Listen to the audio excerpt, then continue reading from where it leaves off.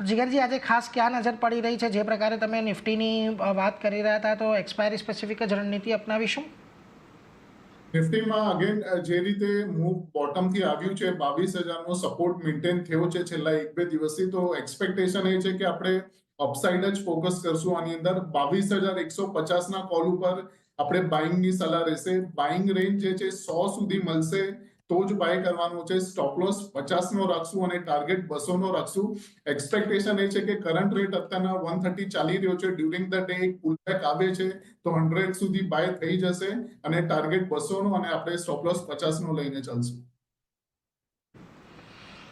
એટલે જો 22,150નો કોલ તમારે અહીંયાથી ખરીદવાનો છે. નિફ્ટીનો જે પ્રકારની તેજીની અપેક્ષા છે, અહીંયા 50 રૂપિયાનો સ્ટોપ લોસ અને 200 રૂપિયાનો ટાર્ગેટ તમારે અહીંયા ધ્યાને રાખવાનો છે.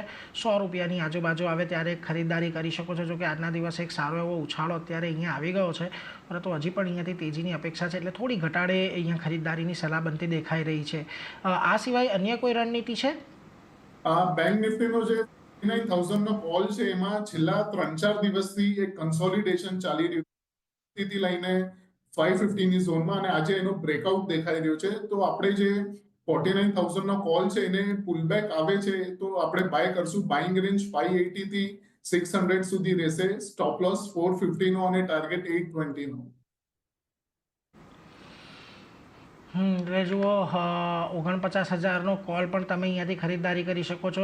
બેંક નિફ્ટીનો 593ની આજુબાજુ ચાલે છે, એટલે 600 પાસે આવે ત્યારે એક વખત ખરીદારી કરી શકો છો. અત્યારે પણ ખરીદારી કરવાની તક છે. 820ના ટાર્ગેટ, 450ના સ્ટોપ લોસ સાથે અહીંયા પણ ખરીદારી કરી શકો. એટલે નિફ્ટી બેંક બંને પર એક આજે ખરીદારીની સલાહ અત્યારે કોલની બનતી દેખાઈ રહી છે, એટલે એના પર એક નજર રાખજો. પરંતુ આગળ વધીને